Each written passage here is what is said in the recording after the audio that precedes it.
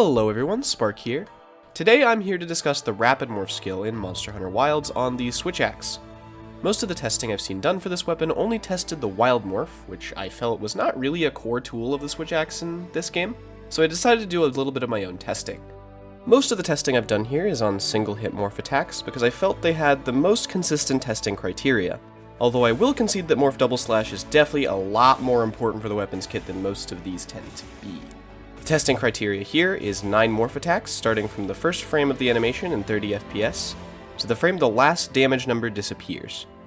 This might slightly underestimate the morph speed by a percent or two, but my general findings are that Rapid Morph 3 increases morph speed by about 15% per morph. Now this is notably slower than the advertised 30% increase in morph speed, but I think I found the reason that this is the case. Here I will put the Japanese description for the skill on screen, and you will notice that the skill description notably does not mention the exact morph speed whatsoever. Instead, for each skill level, it says Henkei Sokudo ga 1, 2, 3 倍になる. This directly translates to transformation speed increases by 1-fold, 2-fold, and 3-fold respectively for each level.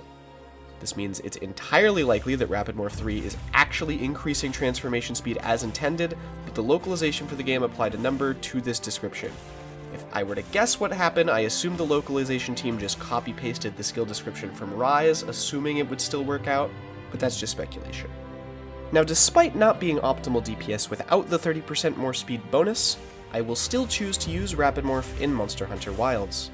I think the main reason for this isn't just that it feels snappier, which it does, but also that it gives me access to the specific defensive options I want to use in particular situations a lot faster. Being able to quickly back morph into offset attack or sword morph into counter makes overextending into some monster damage windows a lot safer, even if the raw damage is lower. Considering 90% of your DPS with Swax and Wilds is probably coming from FRS anyways, I find losing DPS elsewhere in exchange for more damage opportunities to be an acceptable trade-off, but that's just personal preference. If you prefer running crit boost instead, I entirely understand. I wanted to make a brief video discussing Rapid Morph in this game because there is a lot of conflicting information out there regarding the skill, and I wanted to talk about that, the localization issues, and why you would continue to use the skill regardless. I appreciate all of you for tuning in, and I'll see you next time I get around to making a video. Thank you so much for watching.